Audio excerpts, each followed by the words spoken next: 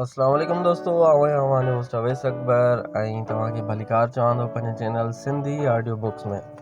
दोस्तों, अॼु असांजो जेको बुक आहे उनजो उनवान आहे आकाश खां अॻिते, जेको नाविल लिखियो आहे मोहम्मद अनवर बलोच। हिन जो पहिरियों छापो 1998 में थियो ऐं पोइ 2019 में ॿियो छापो आयो। त अचो त शुरूआति कयूं था पंहिंजे नॉविल जी।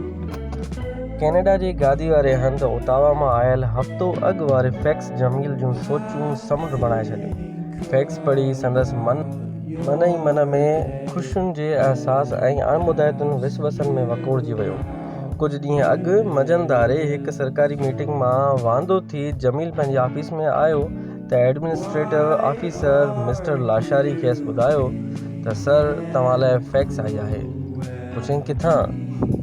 जीअं त जमील एशियन डेवलपमेंट बैंक जे ताउन सां हलंदड़ हिकु फॉरेस्ट्री डेवलपमेंट प्रोजेक्ट में कमु करे रहियो हुयो।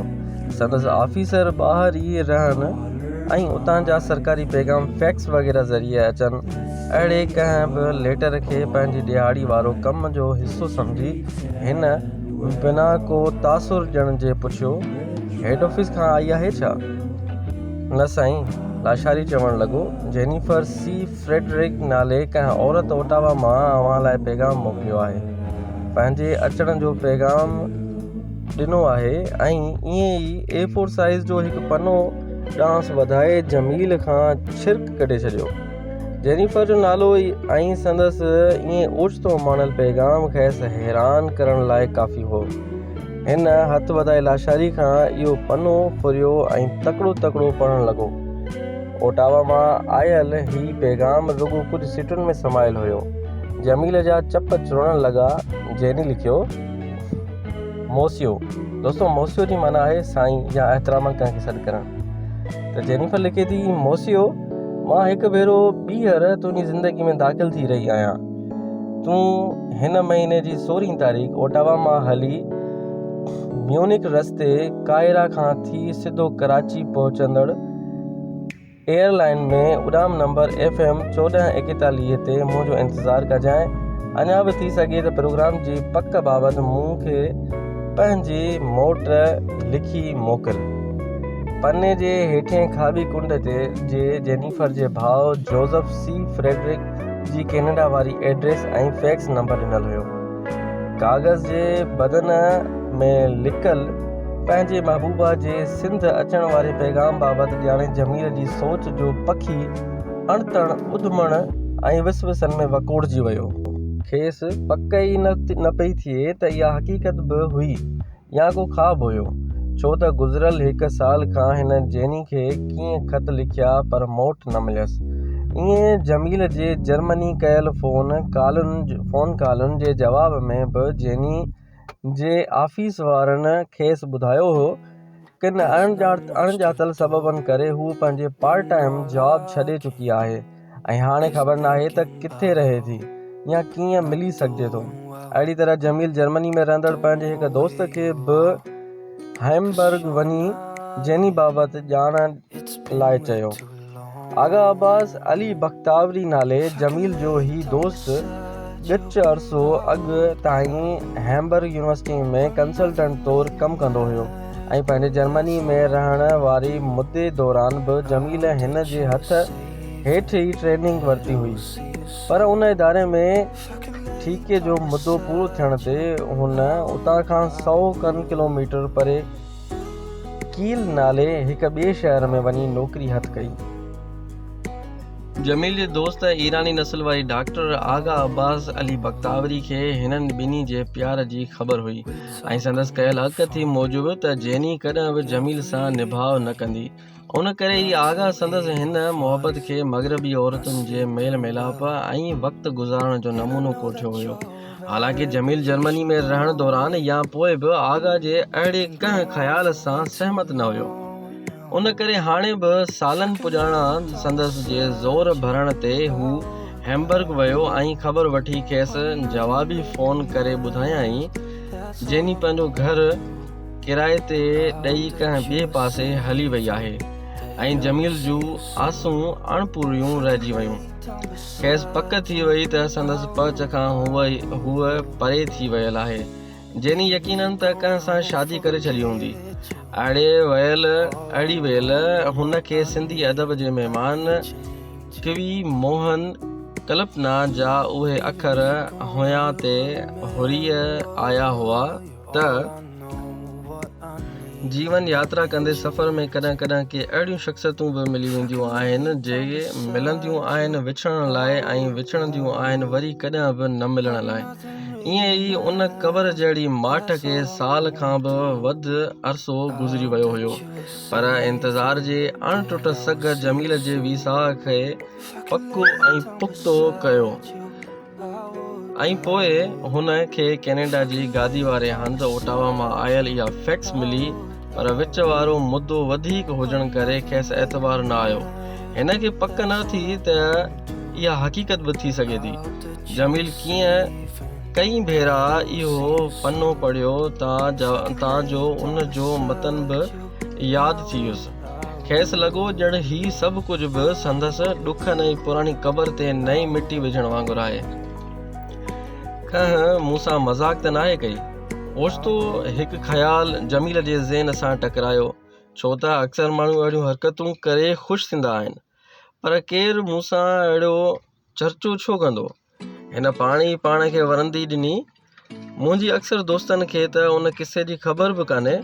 हिन दिल में चयो ऐं फैक्स बि त ओटावा मां जेनी जे भाउ जोसेफ पारां ई मोकिलियल आहे। खेसि यादि आयो त शुरू वारे ॾींहंनि में हिन पाण ई पंहिंजे ऑफिस जो उहो फैक्स नंबर जेनी खे लिखी मोकिलियो हुयो। उन जो मतिलबु त जर्मनी छॾे जेनी पंहिंजे भाउ वटि कैनेडा हली वई आहे। जमील सोचियो, पर उन बाबति हुन मूंखे छो कोन ॿुधायो। जेनिफर जंहिंखे जर्मनी मां वापसि ईंदे सॼा सारा 4 साल गुज़रण खां पोइ बि हू विसारे न सघियो हो ऐं शायदि कॾहिं बि विसारे न सघे, छो त माण्हुनि खां के रिश्ता मरण घड़ी ताईं बि न विसरंदा आहिनि। जमील जे प्यार जो मरकज़ी किरदारु जेनी जर्मनी जे शहर हैम्बर्ग में पढ़ण सां गॾु उते जे हिकु ख़ानगी लाइब्रेरी में नौकरी बि कंदी हुई। 30 सालनि जे हूंदे बि नंढे लॻंदड़ जेनिफर, जंहिं सां जमील जर्मनी में रहण वारा 10 वणंदड़ महीना गॾु गारिया, त उहो वक़्तु पथर ते लकीर बणिजी वियो। सुनहरी सुहिणी गुलाबी रंग जी हिरण अखियुनि जहिड़ी जेनी, जंहिंखे सिंध ॾिसण जो तमामु घणो शौक़ु हो, जंहिं लाइब्रेरी में कमु कंदे शायदि किताब पढ़ी सिंध धरती उते जे माण्हुनि उन्हनि जी मोहबत ऐं बहादुरी बाबति ॼातो हुयो, जंहिंखे शाह लतीफ़ जी शाइरी, नज़रनि ऐं अक़ीदतुनि सां इश्क़ हुयो।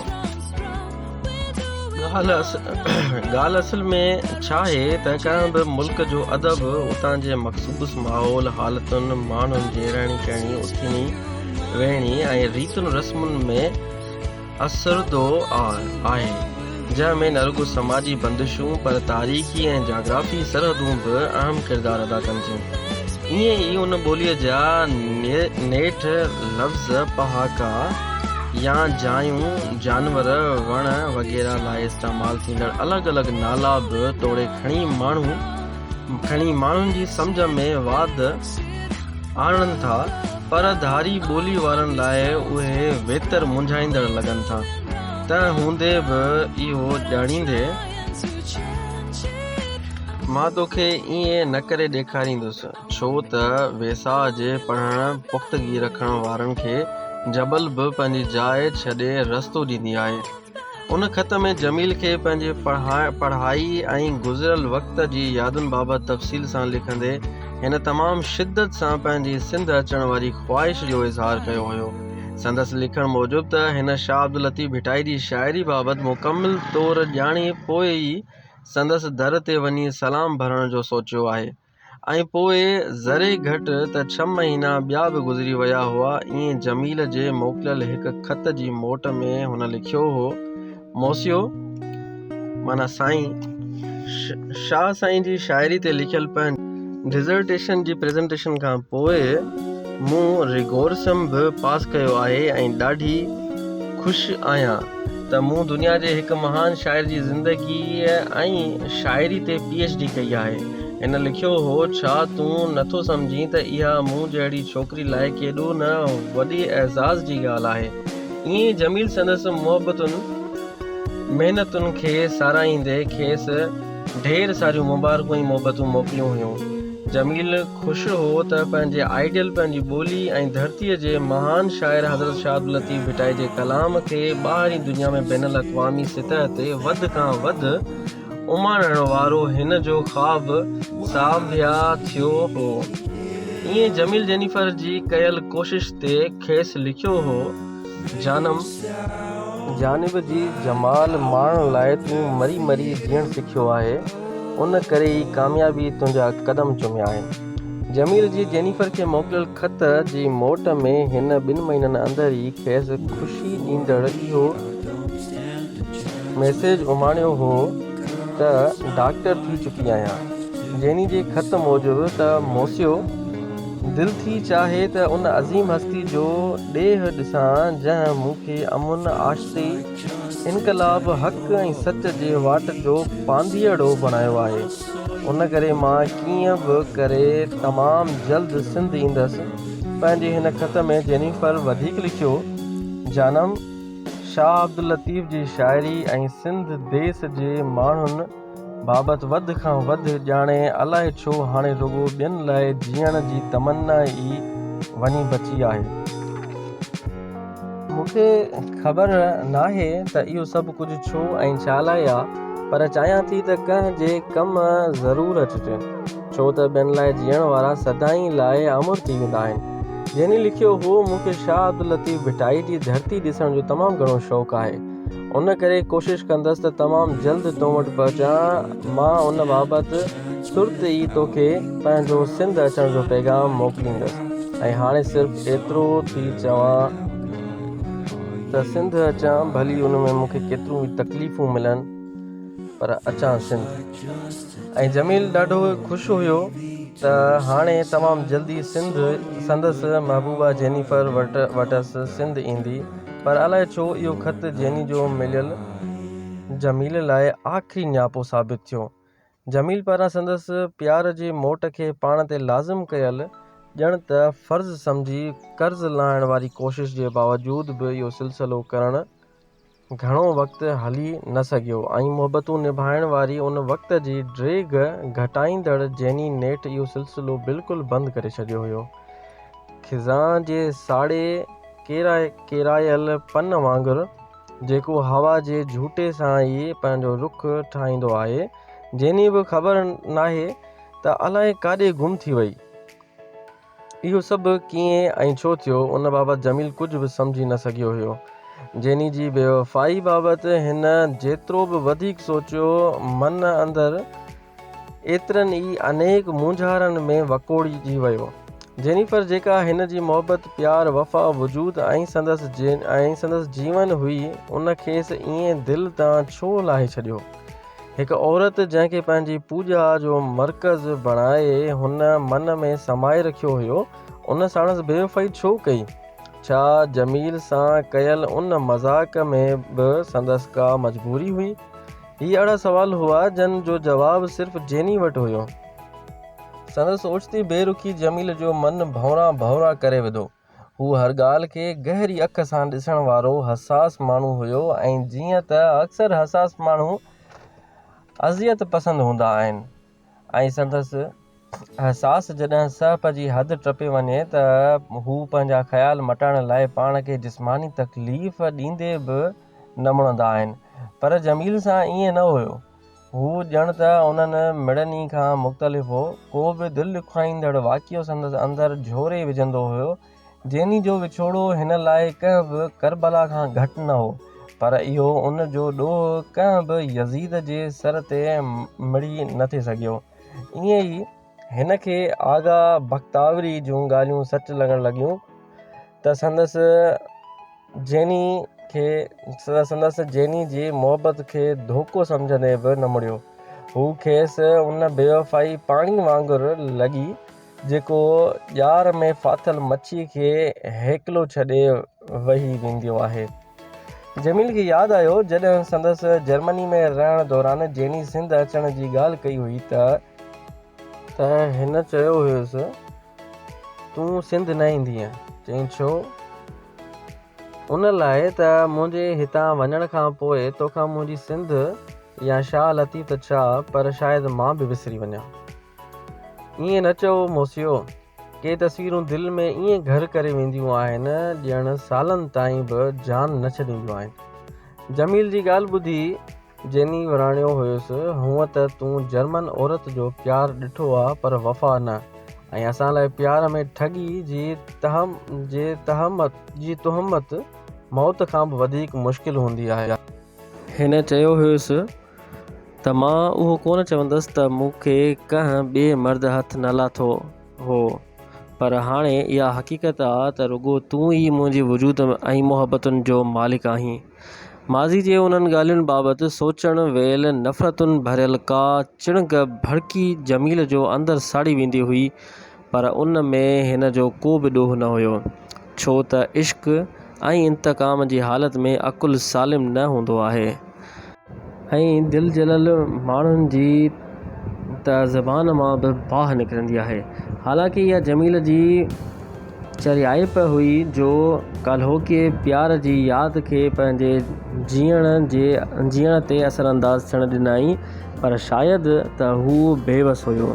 जेनिफर सां संदसि आसमान जे उताहनि बुलंदियुनि ताईं कयल प्यार हिन खां भला कीअं थिए विसरी सघियो।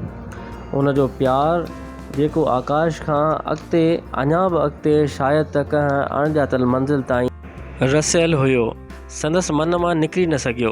हिन खे ख़बर नाहे त अलाए छा थी वियो हुयो। कंहिंजी उन ॻाल्हि वांगुरु त कंहिं सां एतिरी सिक बि न रखिजे जो माण्हू सदाईं लाइ सुक थी वञे। जमील लाइ आजी थियण जी का बि वाह कोन बची हुई। 3 ॾींहंनि पंहिंजे प्यार खे विसारण लाइ हुन तमामु गंदे नमूने ड्रिंक ऐं स्मोकिंग बि कई ऐं अक्सर ख़ुदि खां बेख़ुदि रहण लॻो, पर जेनी संदसि मन मां निकिरी न सघी। जमील जे प्यार वारे ज़माने जे धूड़ में लुटियल मोहन जो धड़ो संदसि वजूद में पोइ बि जीअंदो रहियो। ईअं कॾहिं कॾहिं संदसि उहो विसाह पको थी वेंदो हो त ज़िंदगी जे कंहिं न कंहिं मोड़ ते ॿई ज़रूरु मिलंदा, पर जमील जे यकीन जी उहा दीवार अक्सर लुॾी बि वई हुई। ईअं ज़रे घटि त 1 साल गुज़री वियो ऐं जमील जेनी सां मिलण वारी पंहिंजी हर आस खे जॾहिं निरास में बदिलजंदे ॾिठो त ओचितो ई ओचितो खेसि जेनी जे नाले में संदसि भाउ जोज़फ पारां ओटावा मां उमाणियल इहा फैक्स मिली। दूर ॾेह मां आयल प्यार वारे पैगाम जी सचे हुजण बाबति हिन तमामु घणो सोचियो, पर वीसा जे पखी खे वधीक पंहिंजे मन में काबू न करे सघियो। छा हूअ वाक़ई बि सिंध घुमण ईंदी? हिकु नओं सुवालु संदसि मन मां खणी उथियो त जमील जूं सोचूं वधीक परेशान कंदड़ थी वियूं। हा, हूअ अकेली ई ईंदी। जमील जे मन में आयल ही ॿियो ख़्यालु हो, छो त संदसि लिखण मूजिबि त हूअ हिकु भेरो ॿीहर मुंहिंजी ज़िंदगी में दाख़िल थी रही आहे। हिन पंहिंजे डामाडोल ख़्याल खे हथी ॾिनी हुई। तंहिं हूंदे बि जेनी जे एतिरी माठ खां पोइ वरी सिंध अचण जे प्रोग्राम खेसि काफ़ी परेशान करे छॾियो। हालांकि अहिड़ी हर ॻाल्हि क़बूलु करण खां सवाइ हिन वटि ॿियो को बि रस्तो कोन हुयो। उन करे कैनेडा मां पहुतल प्रोग्राम जे मोट में जेनी खे जवाबी फैक्स उमाणे हिन माज़ी जा सपना मेड़ण जी कोशिशि कई। उन खां पोइ वारनि हफ़्ते जे 7 ॾींहंनि में जमील जी ख़ुशी अणतण ऐं ख़ौफ़ भरियल ख़्यालनि बाबति अंदाज़ो लॻाइणु ॾाढी ॾुखी ॻाल्हि हुई,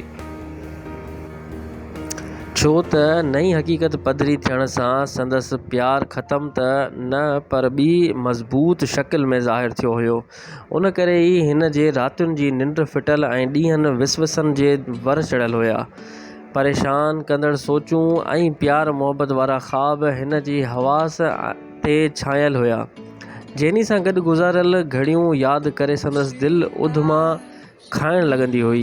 हिन ख़्वाबनि में बि पाण खे जेनी सां गॾु घुमंदे खिलंदे ॻाल्हाईंदे ऐं प्यार वंडींदे ॾिठो हुयो, ऐं जॾहिं बि पासा या पुठी पुठी तपे वञण ते अखि खुलियसि त मन वणंदड़ तस्वीरुनि में ॿुॾी वियल लॻुसि।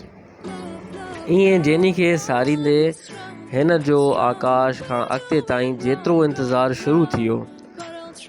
जमील चाहियो थे त ईंदड़ वक़्त जूं विछोटियूं समोहिजे। जमील जी ज़ाल मरियम अखियुनि खां नाबीन हुई, या ईअं खणी चइजे त हू हिकु अंधी औरत जो बि महबूब हुयो। मरियम संदसि सॻी सोट हुई, जंहिंजी मिटी साण संदसि भेण सकीना जो संग हिन जे भाउ साहब ख़ान खे ॼण जे बदे तौर थी। जमील हिकु अहिड़े ॻोठ जो रहंदड़ हुयो जिते नफ़रतुनि, वेसाह, घाती, मुनाफ़क़त ऐं रतीअ खे न लिखण जो ॿिज पोखियल हुयो। अहिड़े माहौल में ॼमी पलिजी जमील जॾहिं जवान थियो त पाण खे घण पहलू तबियत जो मालिक महसूसु कयाई। माइटनि जे ॾुखनि सुखनि, पसकिरदाई जे उथी वेठी ऐं इज़तुनि जे धिकार वारी रवैये हिन खे हद खां वधि हसास बणाए छॾियो।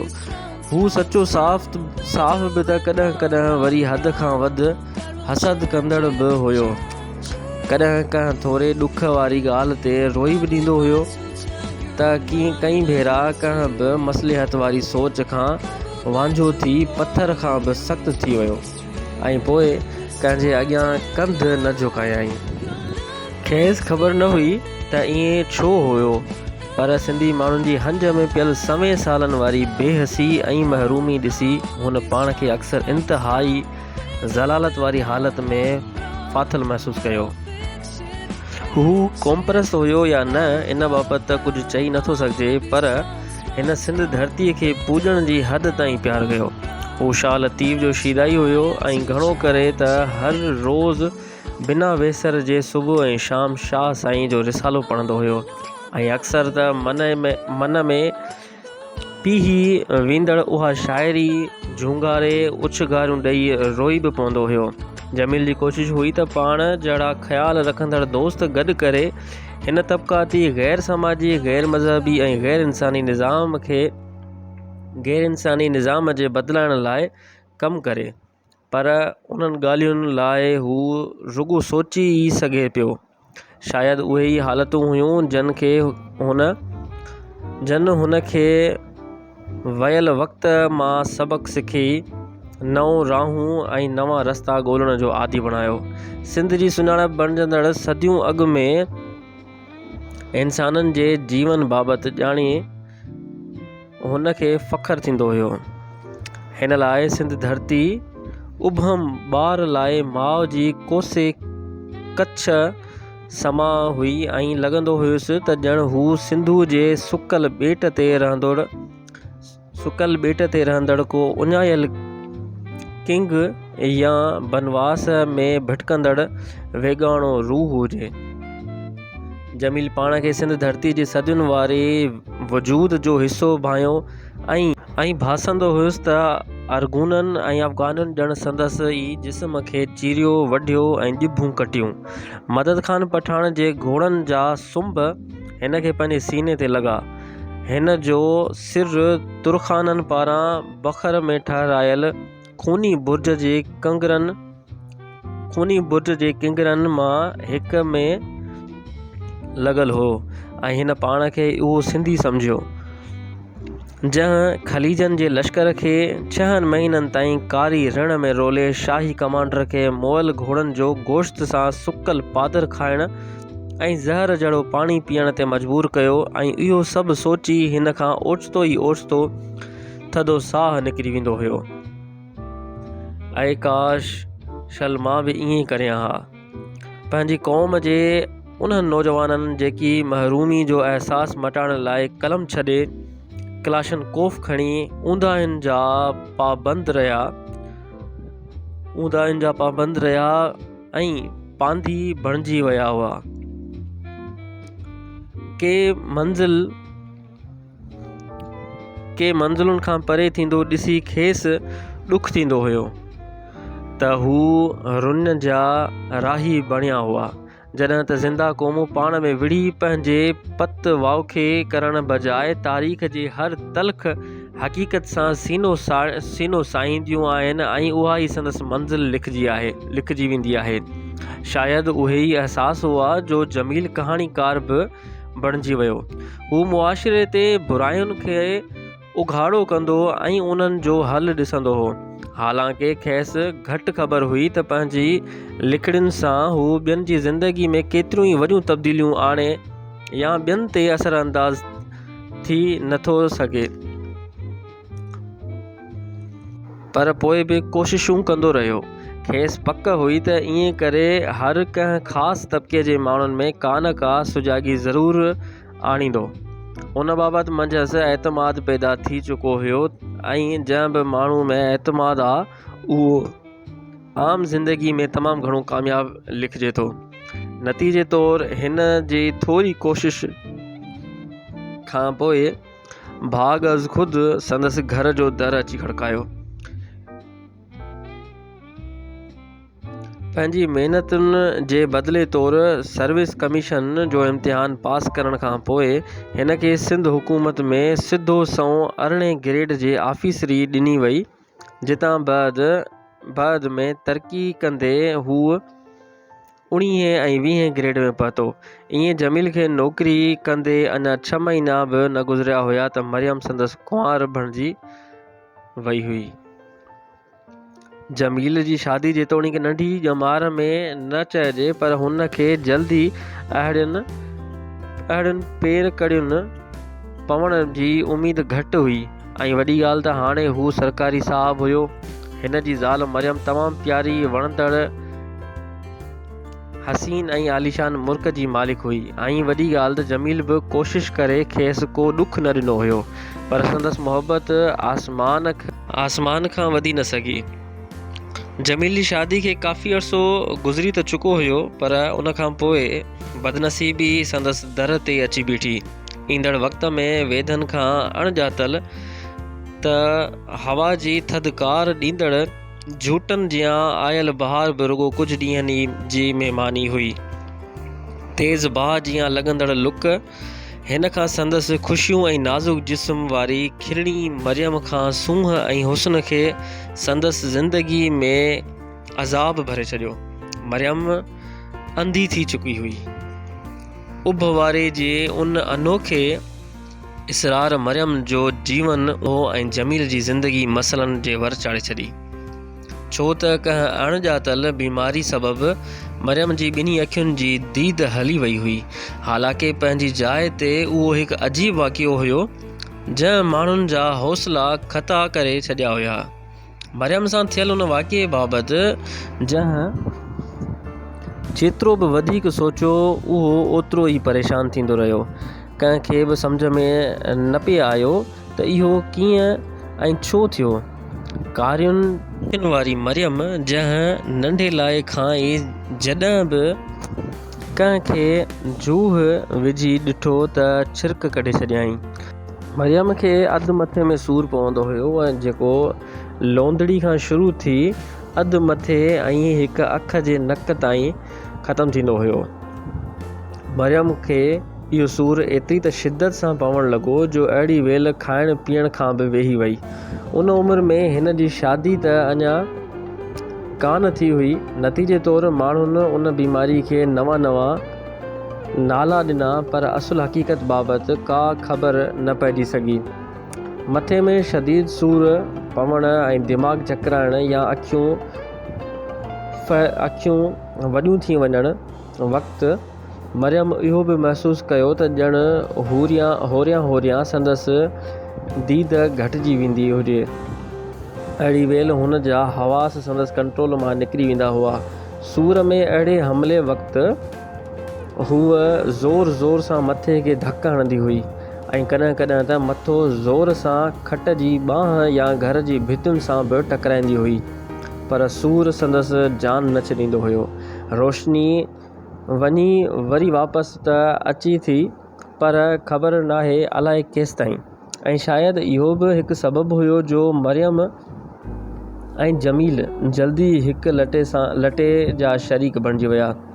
पर मेहंदी लाइ मोड़ ॿधी ॻाढ़ो वॻो पाए घोट कुल्हे चढ़ण खां पोइ बि मरियम खे अधु मथे जे उन सूर न छॾियो ऐं मिड़नी जी ॻणती वधी वई। काराइतियूं दवाऊं वापराइण खां पोइ बि जान न छॾी। हिन सूर में वधीक वाध इहा आई त हुन ॾींहुं ओचितो जॾहिं कुझु घड़ियुनि लाइ मरियम जी दीद हली वई त खांइसि रड़ निकिरी वई। अहिड़ी वेल हिन जूं अखियूं त खुलियल रहियूं पर उन्हनि में रोशनी कान हुई, सिर्फ़ु अछे लटे जहिड़ो सोजरो ऐं ॿियो कुझु बि न। अहिड़ी हालत बाबति ॼाणे ही आम माण्हू त छा पर अखियुनि जा माहिर डॉक्टर बि मुंझी पिया। ज़िले हेडक्वार्टर जी वॾी अस्पताल में मौजूदु अखियुनि जे स्पेशलिस्ट डॉक्टर सिद्दीकी जॾहिं मरियम जी उन कुझु वक़्त वारी नाबीनाई बाबति ॿुधो त चवणु लॻो, इहा काफ़ी मुंझाईंदड़ ॻाल्हि आहे। ईअं कराची में हिकु वॾे डॉक्टर चयो, इहा हालत अञा बि वधीक ख़राबु थींदी। पर छो? डॉक्टर जी ॻाल्हि ॿुधी जमील खां दांह निकिरी वई। इहा अजीब ॻाल्हि आहे। मिस्टर जमील पंहिंजी ख़ानगी क्लिनिक ते वेठल आई स्पेशलिस्ट डॉक्टर राठौड़ चयो हुयो त इन बीमारी जा 2 सबब आहिनि। दोस्तों, आकाश खां अॻिते जे नाविल जो पहिरीं क़िस्त ॿुधण जूं वॾियूं महिरबानियूं। वरी तव्हांखे ॿी क़िस्त में वधीक किसो ॿुधायूं था। महिरबानियूं।